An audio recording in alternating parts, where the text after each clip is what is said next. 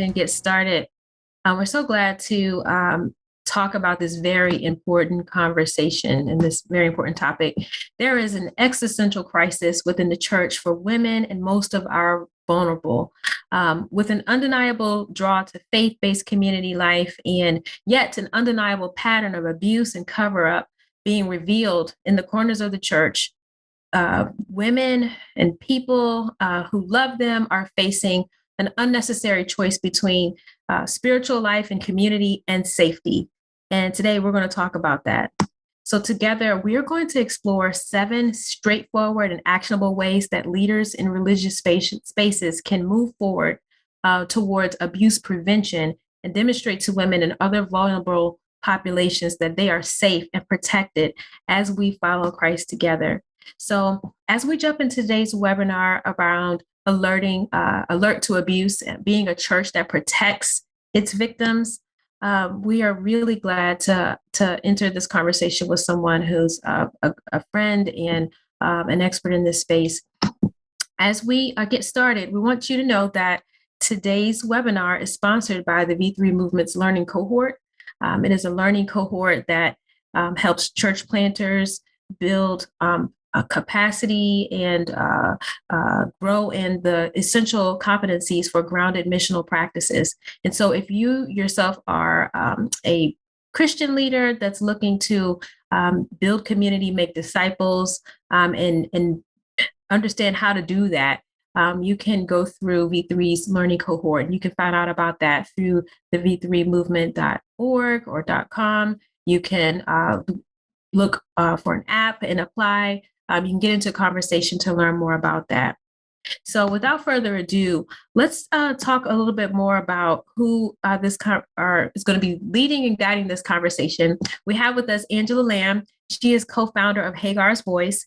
She brings the experience of 20 years of pastoring and the voice of survivors to her approach to abuse prevention in religious spaces. As a pastor, she understands the dynamics and the pressures of church leadership. As a woman, she knows the dynamics of abuse and the pressures of gender in religious spaces.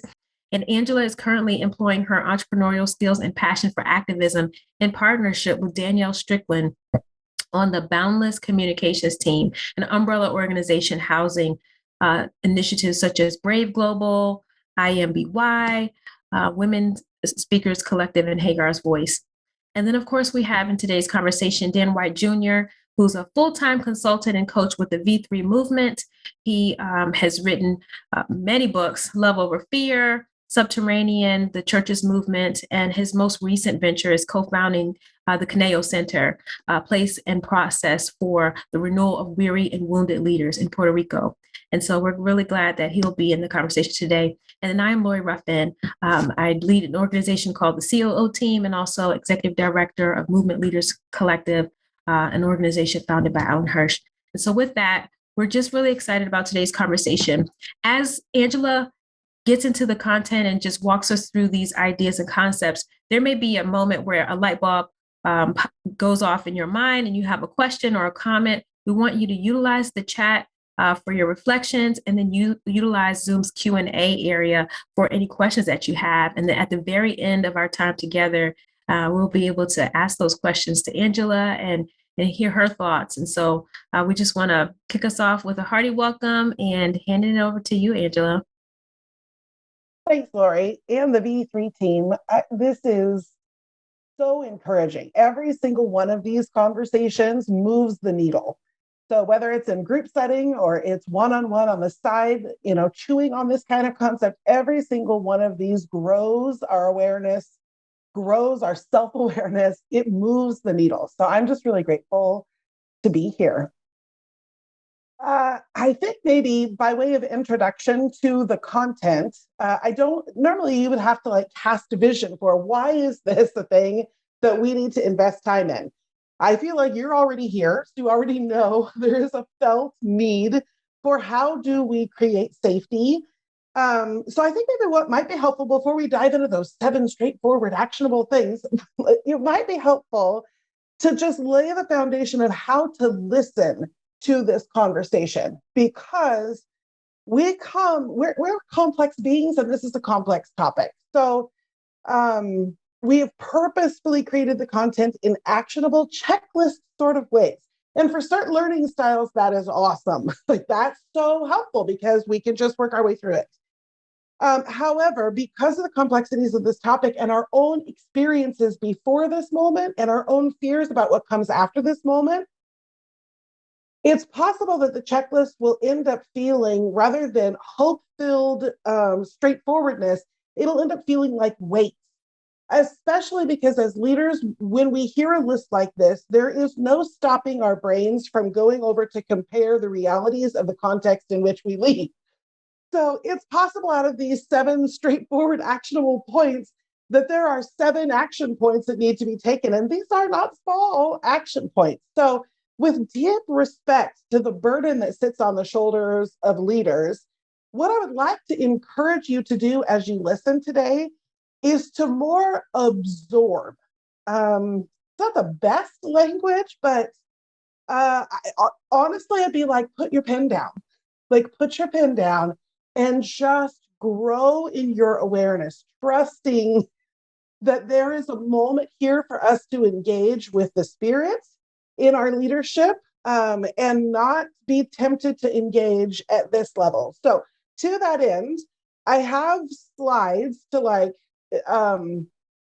confidently and calmly walk us through these items, but I've also created a PDF. It's more of a manuscript type document that allows you not to feel like you have to take some kind of a fire hose in and capture it today. So 1, that's meant to set your heart at ease, but 2, it's also, this is a protection for your heart. In our spaces all the time, we have to talk about trigger warnings. You signed up for an event that you know has a trigger warning in it. When it comes to topics of abuse, yes, but also as leaders, I think sometimes we need a trigger warning of like, this might be heavy. This is not the only thing that you're carrying in your leadership. So as we go into this, this is my permission to you to lean in, to listen in such a way that the Spirit can just grab some things for you and not feel the need to have to grab it all or carry it all today or carry it all into the future. So, all right, with that, let's move towards safety. The first item right off the bat is very simple in its ethos. It would be very helpful for churches at this moment in history, knowing this existential crisis is going on, to make a clear, not in our house kind of a statement. This publicly stands in opposition to abuse, which is your heart. So it's just putting it out in front of everybody. Hey, you assume this about us, but let's go past assumptions. So this stands in opposition to abuse, and without needing to make any kind of a crisis moment, you have the opportunity to stand in solidarity with survivors. If you look at the stats for sexual abuse in society at large, that hasn't even necessarily happened inside the context of the church, survivors are in your midst. Even in your house church, survivors are in our midst. And so this gives you the opportunity in a non-crisis moment to stand in solidarity with survivors.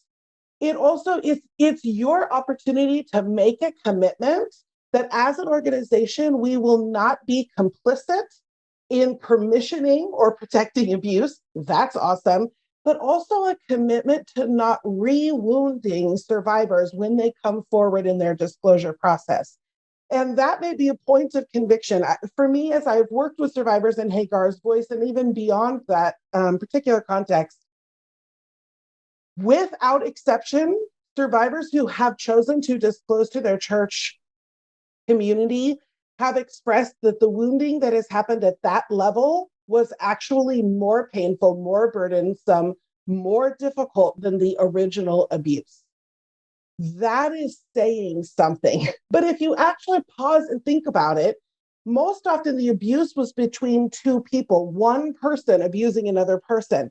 When survivors come forward and they disclose and it does not go well, it is an entire community that not only they feel sometimes harassment from their community, abandonment from their community, and sometimes excommunication, where they have discovered, I'm no longer safe here, I must leave this whole community. So it's a loss of community as well.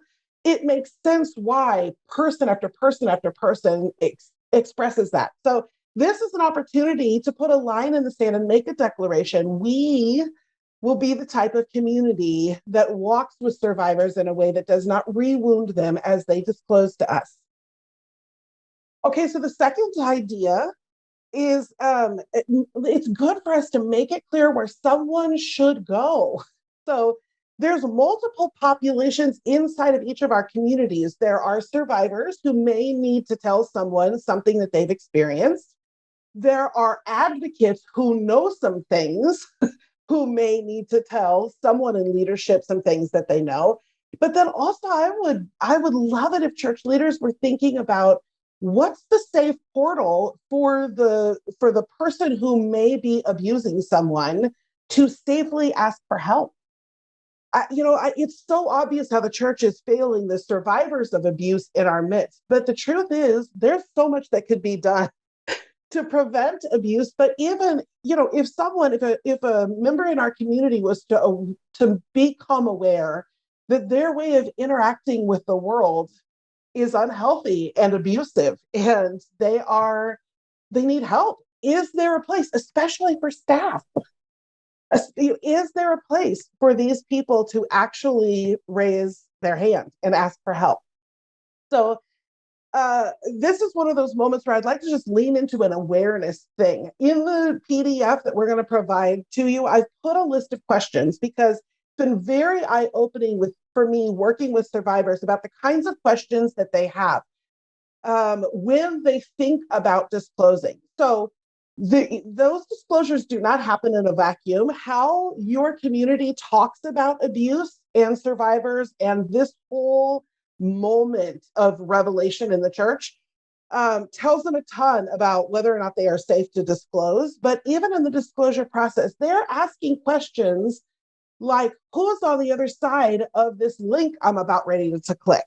If I click on this link and it's an email, or is it going to be a phone call? Like, literally, how will my disclosure take place? Once I've disclosed, where is that information going? It's incredibly vulnerable to talk about this, even with a close friend, let alone with some nameless, faceless person on the other side. So while you're thinking about, okay, have we set up safe portals? The question would be, how would those parties know that it's safe? Do they have to dare greatly and disclose and just trust and hope that what happens after that moment is safe, that their information and their story is safe, and that they are emotionally safe? And that's been a real wake-up call for me to recognize, of course, we're inextricably linked to our story. But the process of disclosure often separates the information of the story from the human, and they may feel like they can keep themselves safe, but it's very uncomfortable to find out maybe my information isn't safe. Maybe my story has gone somewhere that I'm not comfortable with it going. So this is just an awareness thing as we think about what is it that actually makes those portals safe. So the third idea, and these get progressively more advanced, not necessarily more complicated, just as we're moving into this, okay, what does it take to not just make our spaces safe, but actually for other people to know that they're safe? I would recommend that you make your policies public. There's so many ways this is helpful. I mean, obviously, I would recommend that you do an audit of your policies to ensure that they are safe. And there's a couple of litmus tests to do with that. Do your policies reflect the lessons of the Me Too and Church Too movements? Do your policies include power dynamic statements? Do your policies include the clause around clergy sexual abuse? So I would recommend that you work with a company or professionals to do an audit. And in the PDF, I give a couple of recommendations for resources around this one. But once you like your policies and you feel confident in that, I would highly recommend that you put them public. This allows people in your community to consent to that degree of safety.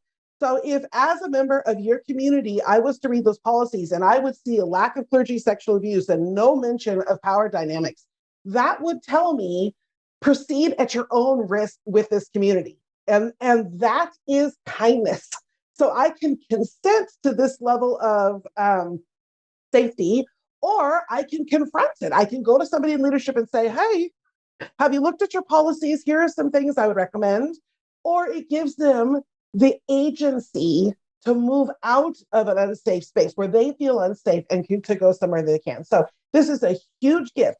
It also is the gift that keeps on giving, because one of the things that we're recognizing is because the church community at large is lagging behind in their awareness of abuse, often survivors have experienced something that was abusive, but they just thought it was like, that was a toxic relationship. I was very uncomfortable. Your policies have the opportunity to educate your entire community. And I have seen policies actually help a survivor name what they have experienced. So it's just the gift that keeps on giving. I'd highly recommend you make your policies public.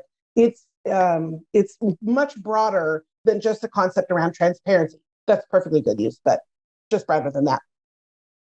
And then I would also recommend that you acknowledge which tools you're picking up. So this has been the shocker for me in this current season of revelation after revelation after revelation. So in general, it is a normal practice for us to consult legal counsel as church leaders. Like that's a normal practice for us to do. But what's been very surprising to me is to watch church leaders not stop to ask themselves, which tool am I picking up? So there are spiritual tools, like we have a tool belt that we have been given from our Christian faith, tools of confession and repentance and these practices. We have tools for that, but they're often misapplied and the wrong tool in the wrong moment. So for instance, we have a biblical practice of forgiveness. But in moments like this, I watch church leaders weaponize forgiveness because it's misapplied. Where it got applied, how it got applied becomes its own abuse structure. Matthew 18 is another seriously troublesome passage that is a gift to the church community, but it is not addressing abuse dynamics. And if it is misapplied in an abuse dynamic, it becomes its own trauma. So for us to stop and think as we're moving through a crisis moment, what tool am I picking up and what is the appropriate application of it? So for instance, we have a spiritual practice of repentance. This is a concept that we know and is applicable in these environments. But we may not have stopped and asked ourselves the question, if I pick up the tool of repentance, or I want to pick up the tool of repentance, and I'm also using the normal practice of picking up legal counsel, if we haven't stopped to pause and ask ourselves, how do our tools work together? We may not recognize that we are asking for legal counsel, and legal counsel will never, ever, ever, ever teach us to pick up the tool of repentance. That is counter to what we ask our legal counsel to do. So legal counsel is asking, so I think an appropriate use of legal counsel would be, how can you advise us that we do not make unnecessary mistakes as we are navigating litigious waters? How do we do our best not to protect the organization, but as a community moving through this space, how do we not set ourselves up for unnecessary mistakes?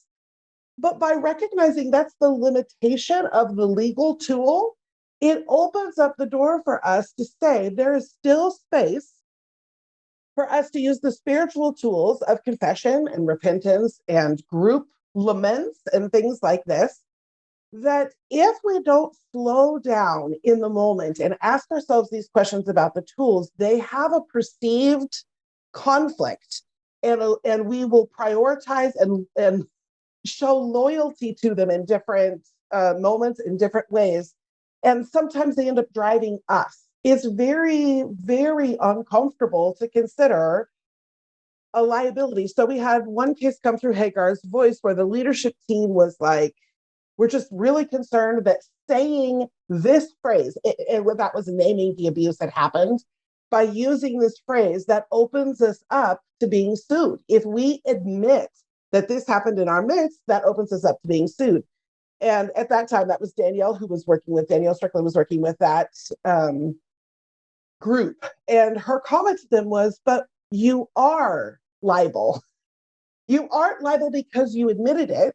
You are liable because it happened in your midst. And this is the thing we've got to wrestle out to ourselves, in ourselves, before these moments of crisis. Because when we go to pick up these tools, huge amounts of self-awareness about which tools we're picking up, and then also some group understandings of how to apply the various tools that are at play here. So the best I knew how to say that was just acknowledge which tools we're picking up at which time and why. Okay, so for our fifth one is this one is probably one you expected when you came into this conversation, but trauma-informed training. And this is another one of those where this is the gift that keeps on giving. There is a general lack of understanding how we are communicating safety. So you might be thinking, okay, our leadership team needs to take trauma-informed training so that if a crisis was to hit our community, we would be safe to survivors. But I would say to you, long before you are ever speaking about an actual survivor in a real case, we are communicating to vulnerable people groups whether or not we are the kind of place that is safe. So if you would like to be the kind of place where abuse does not happen, that's a great thing. If you are aware that we're humans and we're probably going to experience various kinds of pain in our community, then this actually is just as vital in my mind. And actually, for any of you that have taken trauma-informed training, it's honestly like really good training for human beings to interact with each other in loving and caring ways. I mean, it is not at all niche training. So my general idea here is to broaden who you think might want to get trauma informed. Don't waste that trauma informed. Like if you're going to bring somebody in to do trauma informed training, don't waste it on a small pocket of people. There is so much fruit in an entire community walking through this awareness process and making some commitments to each other long before crisis hits. So like now is the time, and then go wider than you think. That is the gift that will keep on giving. And there's also just, this is the pastor in me, but like it is the perfect springboard into all kinds of conversations around discipleship. So like, yes, you would be demonstrating to your community that you understand what is going on in the broader context of religious spaces and abuse. It's a very wonderful check mark for you to mark right now, but also so much fruit to be had out of that as disciples. Okay, so for the sixth one, I would say be prepared to break your org chart.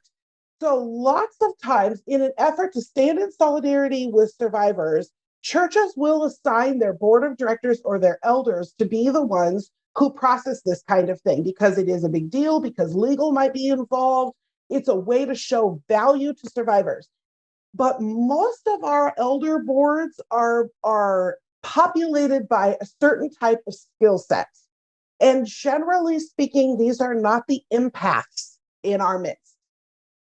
So if you can wrap your mind around the idea of we could break the org chart in order to be prepared for a moment like this. So you might have a crisis arrive at your door and you're not prepared for the board of directors to be trauma informed and all of that thing to be ready to do this.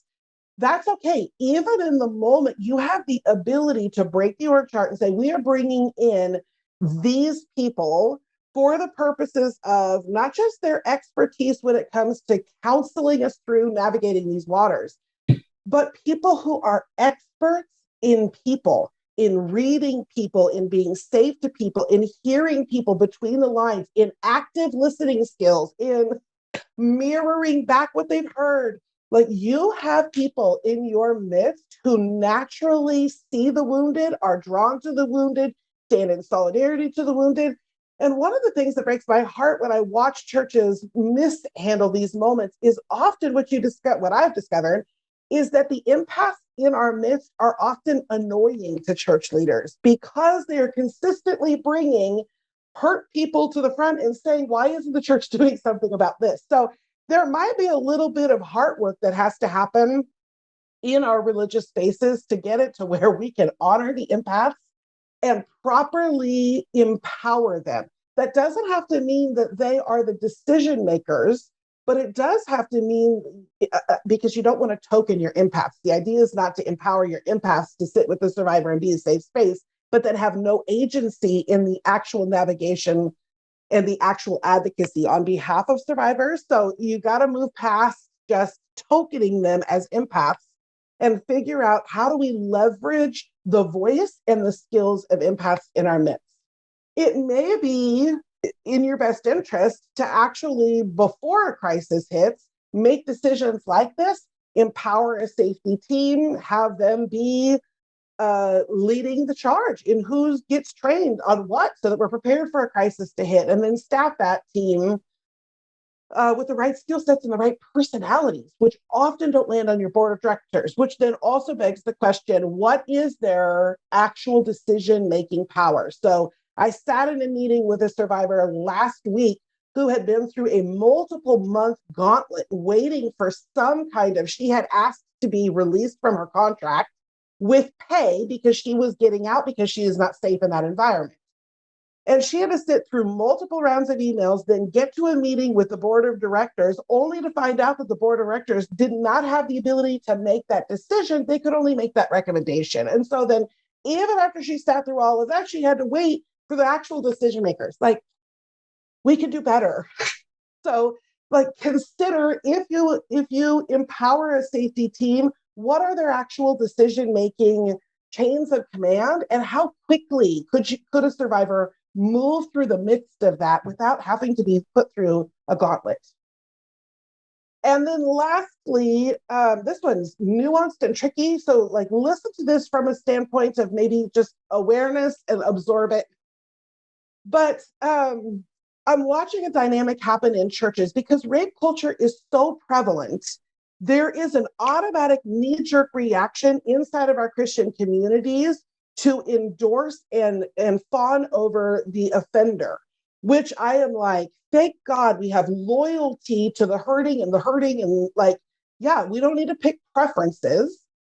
But obviously when we fixate on, especially if it's a pastor who's done the abuse, they are a celebrity in your midst.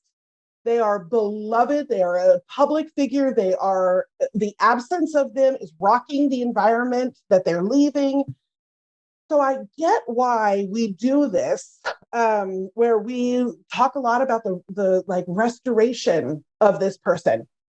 What I would like to put forward is that there's actually 3 different people groups who are listening all of the time in our spaces as we talk about abuse.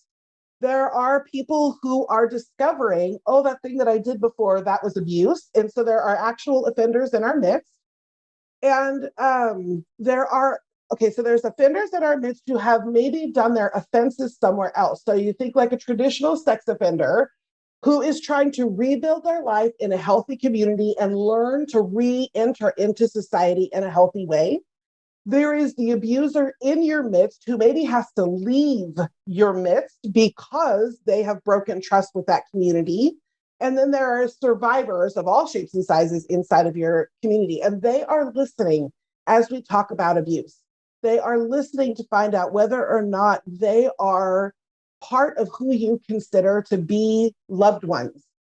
So even as we work to fight against rape culture and therefore stand in solidarity with survivors, we cannot afford for our language and our posture and our perspectives to abandon offenders. So the question for me is, as I think through this, is how do I make it safe for a survivor to stay in the midst of community where they have not broken trust?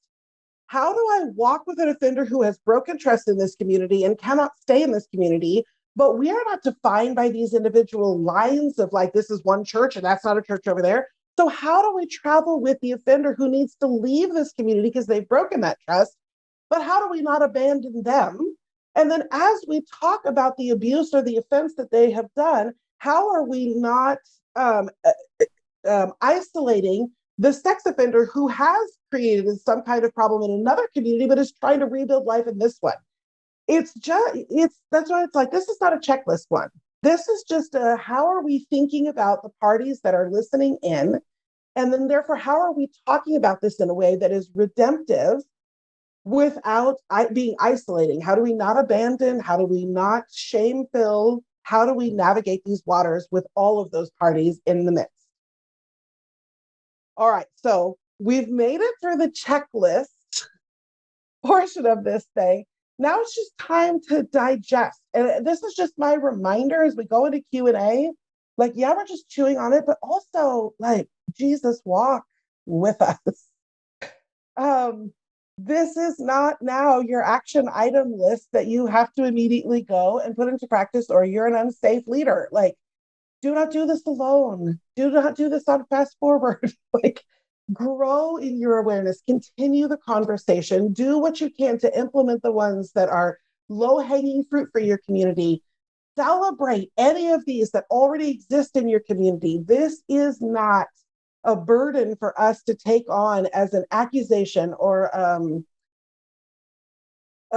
this is not for the moment for shame. This is a moment for hope. This is a moment for discipleship.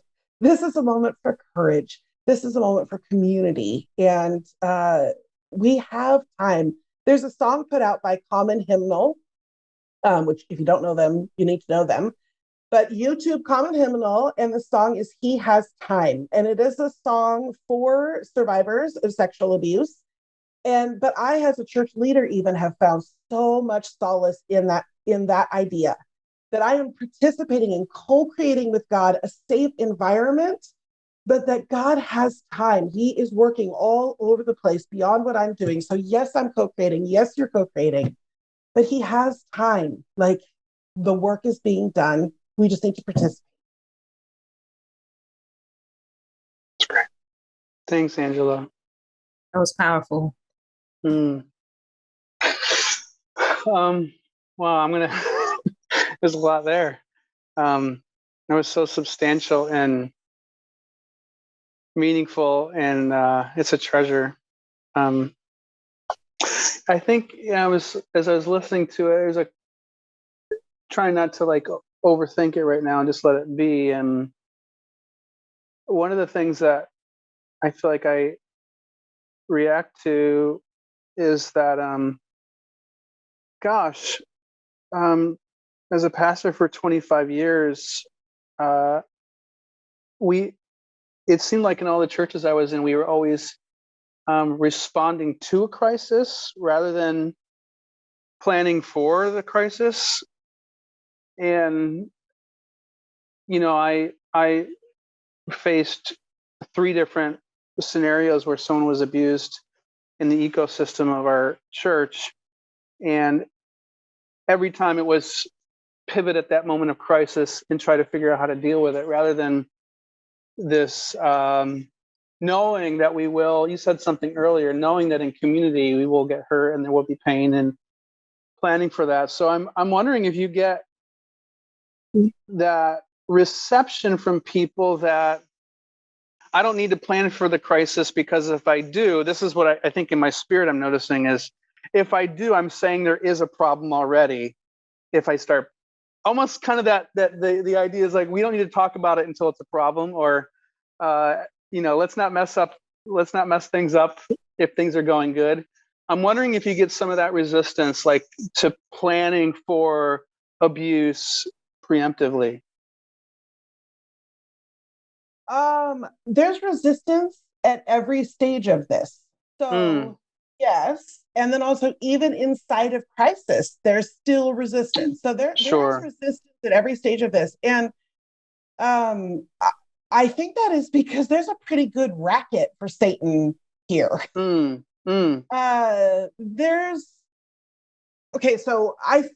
that resistance, this is strongly worded. But that resistance is actually a sign of privilege. As a woman who has experienced all kinds of forms of abuse inside of religious spaces, you don't get any resistance from me. Right. When I talk to other marginalized people groups, they're not resisting. So there's resistance, but that resistance is actually a sign of privilege, that you can even pretend that it was possible. Yes. And so when I say there's a pretty good racket going on here for Satan, women are largely, especially when it comes to sexual abuse, women are largely the victims of sexual abuse. That's a huge population inside of our space. So whether or not those women, so my particular story of abuse is so far back in my childhood, it ultimately shaped my temperament and personality, which is a constant hurdle for me in my leadership. How many different ways at different stages of development and ages is Satan able to take women out of the running? That's a pretty good racket.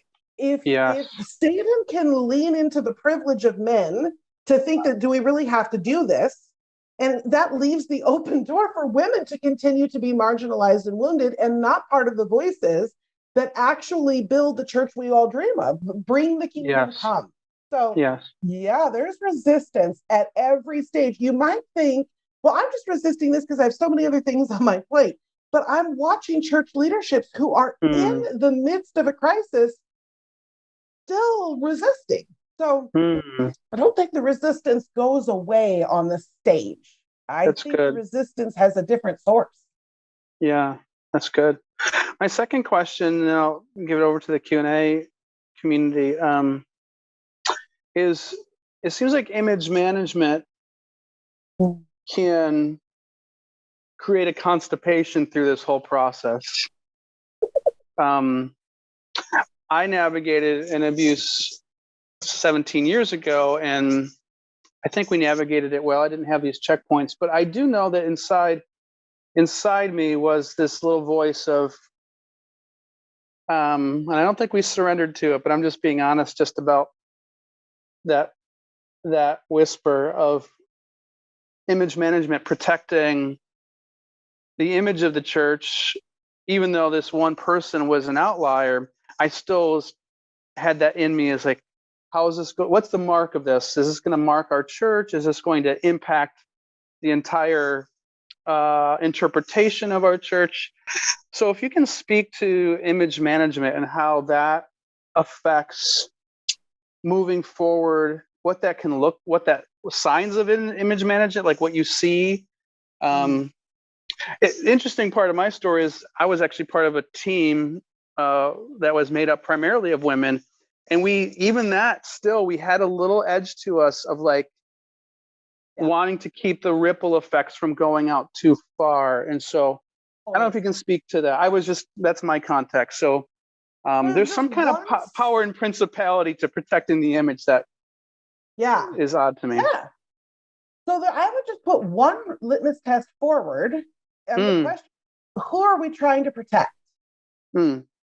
So we consistently see Jesus moving a large movement forward, but somehow while his followers were trying to protect him from the children being distracting, or from the unclean people getting in the way, or from the bleeding women, like consistently his followers at the time were trying to protect. Who were they trying to protect? And Jesus was like, listen, I'm going to move the movement forward, and I don't have to protect the movement from these individual people. There's a huge question hanging out there of who's we? Yeah. Who's we? So one of the things that I've observed watching churches after churches after churches, and religious organizations too, because it's not just churches. Sure. What are we trying to build? And I don't mean what are the hallmarks of the thing that we're trying to build? Like, what are we actually trying to build? And when push comes to shove, there's a really big difference between trying to build the kingdom and trying to build an empire. That's good. And what we find in moments like this is when we've, accidentally been building an empire. The kingdom does not need our image management. The kingdom does not freak out about whether or not one person is creating too many waves. Kingdom has completely different priorities, and are we building a kingdom? Okay, are we building the kingdom or are we building our kingdom? Right. Empire versus kingdom. So when you're building an empire, you have to think about, well, we're going to lose people over this. We're going to lose, but that is discipleship. Like it is this is our moment to find out whether or not we're Jesus followers or whether or not we are Christian themed humans. Like, yes. so I think that one question of who are we trying to protect Yeah. is like very helpful in a crisis moment. But outside of a crisis moment, like I would be putting the dipstick in on what am I building? Am I working to bring the kingdom come, or are we accidentally? And that to your question, to your statement, Dan, about like it was a whole group of women. What happened? I would have expected women to advocate for this. Women are just as susceptible to building an empire and protecting the empire as men. Like, we're not immune. So I think it is a mistake to think that all women are advocates and all women are aware of abuse dynamics and all women would lean towards the protection of a survivor. If we've drunk the empire Kool-Aid and you're looking for women to lead the charge on discipleship, that's not any better than just looking to men to bring the kingdom. Yeah, that's huge. Thank you. That's good. I could keep pummeling you with questions, but I'll give space to others. Thanks so much for that, Angela.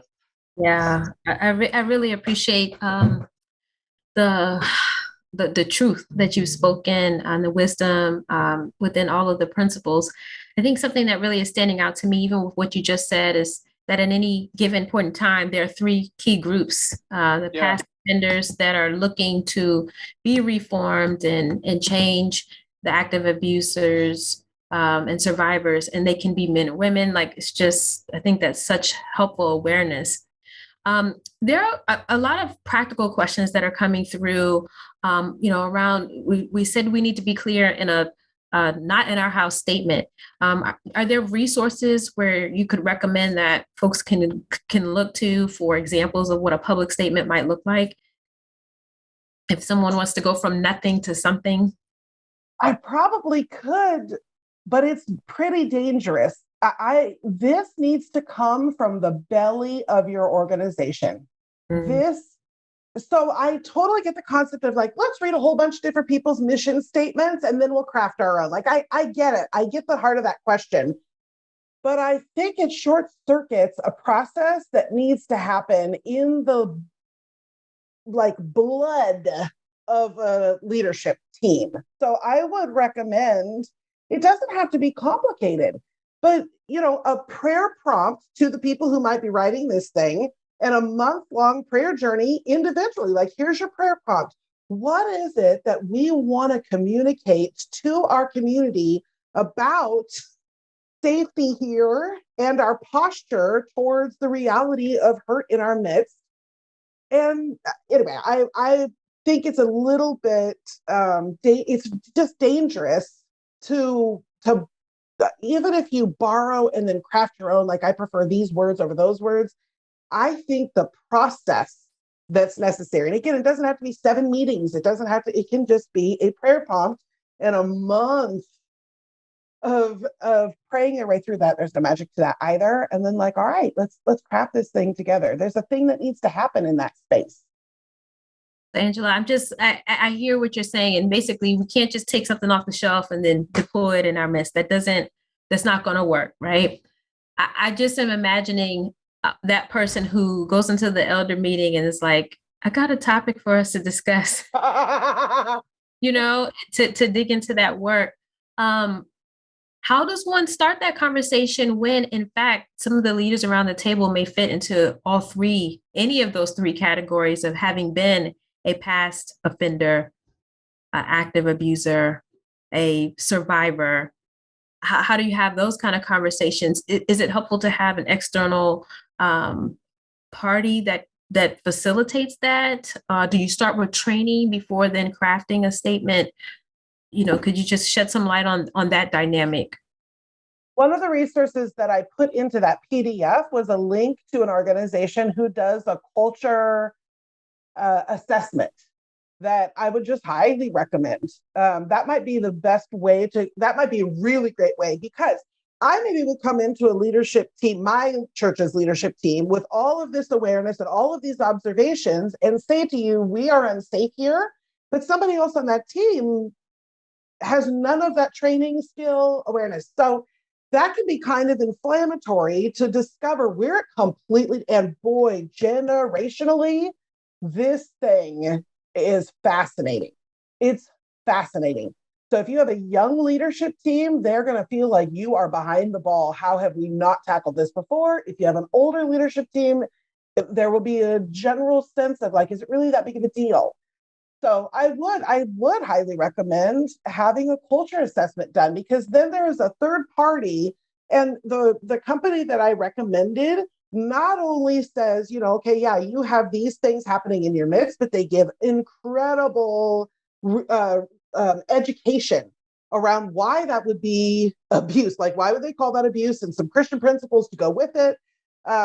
Anyway, so yeah, that's a great way to get into that conversation. If you cannot afford that, to take that route, it's with all deep, deep, deep humility that a leader comes in. And I would highly recommend the posture of, I am compelled to strike this conversation up, but with fear and trepidation for how it might affect our dynamics, for what we might discover about how far apart we are from each other on this. But I cannot be let go. I cannot be let go by the need for us to begin to do this. And so how do we do this with safety for each other? Like, the idea is that we're creating safety for others, but how do we do this with safety for each other? And I would take that posture, because that allows you to not be heavy-handed and top-heavy, but also tenacious. There's a certain level of tenacity that is necessary to do this work. And so I find that posture of like, I'm just compelled, I can't let go. And then I have stories.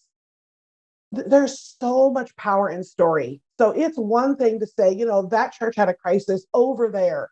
But if you have your little backpack filled with not only stories that but why that compels you to strike up this conversation, and why you will humbly be tenacious in doing it. Anyway, that's probably how I would get in. I don't think there's a magic sentence. I think there's a posture. Yeah, that's really helpful. Just to tease out some of what you said, that can happen with that training is also some common language, because there may be even variance around what constitutes abuse. And what is abuse to one generation may be seen as, oh, that's just fill in the blank, right, another. So I appreciate you speaking. There are some resources in the PDF that help with that. A couple of websites that are like, here's some common definitions for a team to chew on together. Mm-hmm. Mm-hmm. So when you think about these 7 principles that you've laid out for us, when you think about applying that to children, to kids, youth who tell leaders, that abuse is occurring, how would you deal with families and parents? And are there any ways that you would modify or even add to the list of 7 ideas that you shared with us today? Yeah, so I would give a general principle here that is very controversial. Even inside, it's just controversial, but in general, our approach with Hagar's Voice, my approach is the survivor knows best. So it's very uncomfortable, because sometimes you're dealing with survivors who aren't self-protecting, or you're dealing with survivors who are being so self-reliant that they're not actually reaching out for help. But help offered and not received is its own kind of trauma. And survivors have lost their voice in some way, shape, or form. It has been taken from them. Their agency has been taken from them. So if you were to disclose, so if a youth comes to a youth leader, you have a mandatory reporting idea, and we'll talk about that in just a second. Requirement, not idea. We'll talk about that in just a second. But when it comes to like, okay, do I tell the parents or not tell the parents? That is not a thing you can decide for a survivor of any age, because they've already had their agency removed. They've already had their voice taken away. So if I was to guide a minor through this process, we'll talk about mandatory reporting in a second, I would consistently be working to find out who they can be safe with, how we develop a community around them. I would hope and pray and coach and do everything that I can to, if the parents could possibly be that Absolutely. Because obviously their parents are their best resource, unless their parents aren't, and their parents are part of the trauma, and their parents are part of the whatever. So um, the general principle is survivors have to guide the pacing and the breadth and the, even when I don't agree, even when we don't agree. When it comes to the mandatory reporting, then you are, that has to be couched to the survivor why this is a protection for them, why this is a protection for other potential survivors. So that one is a non-negotiable, but then you do your best.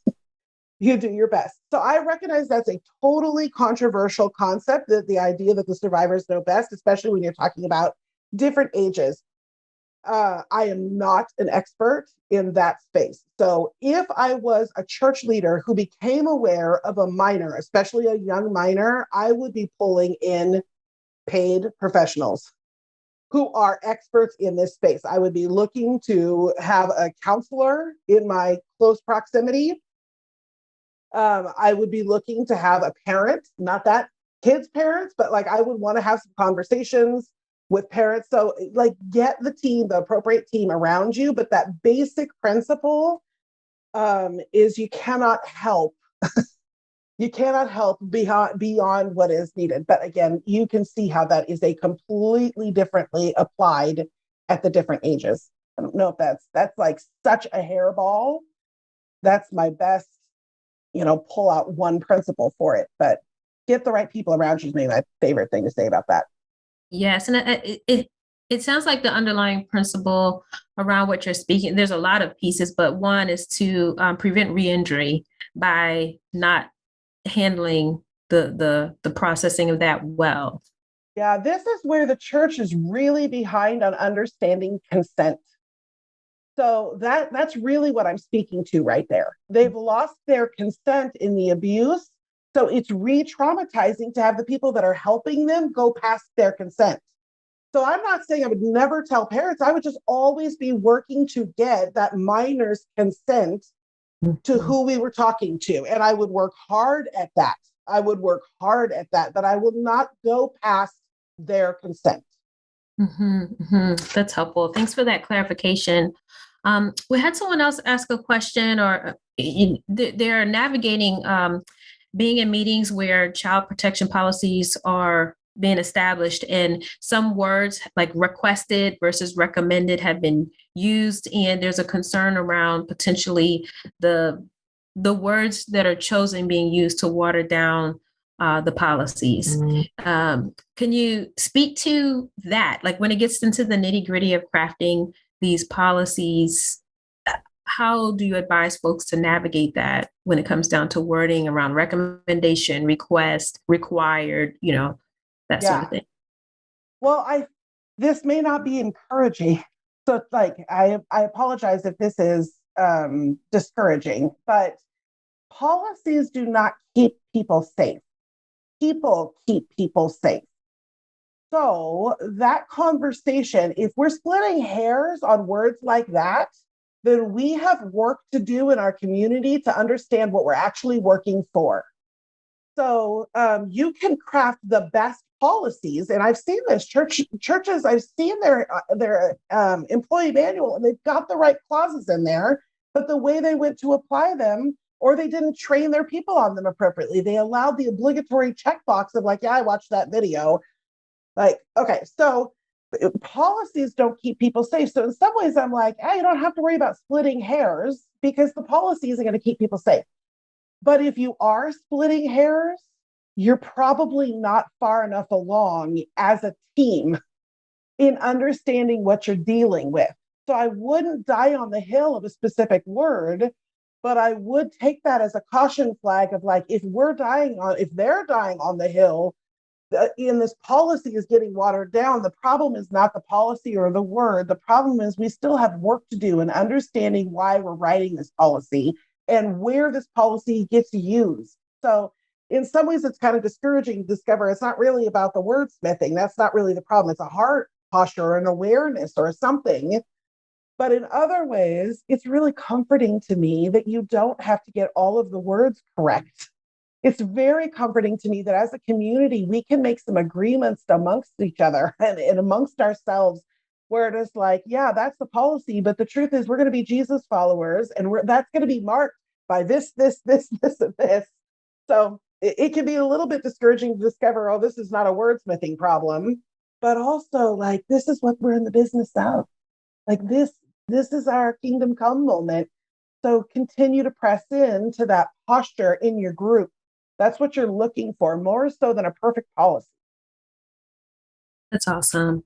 What I hear you saying is we need to think about alignment. Where are we out of alignment on the bigger themes, and the culture could be off, and that we may need to address that, whether that's theological or just goal oriented, and then we can get into the nitty gritty details.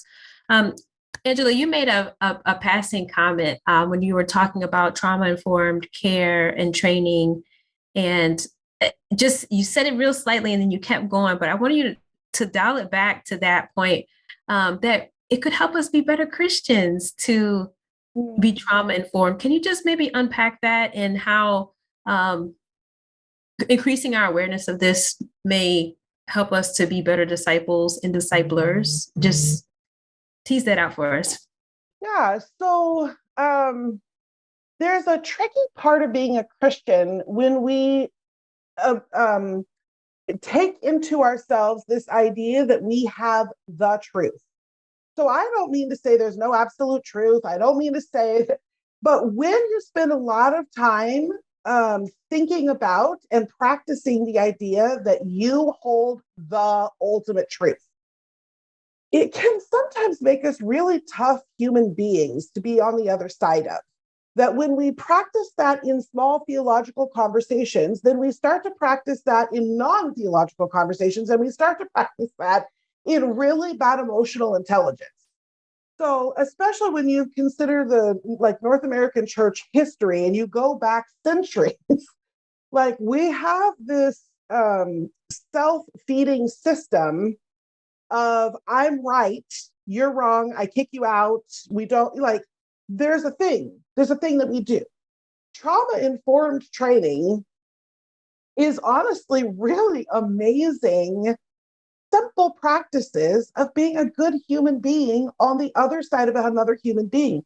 I don't know that we spend a lot of time in Christian circles leaning into the reality that I have free will. And it was a really big deal that God gave me free will. It's a really big deal. We better think about that. But do I think about the fact that you have free will? So as you're sitting on the other side of me, so in trauma-informed training, they're teaching you how to not move past consent. That's their purpose, is like, how do we not re-traumatize a survivor who's already lost their consent by the way that we're interacting with them? But when you listen to it as a Jesus follower, I cannot help but hear, like, how do I be a good sibling to you? How are my conversation practices communicating to you that I care more about what you're saying than when I'm waiting to respond to whatever it is that you said?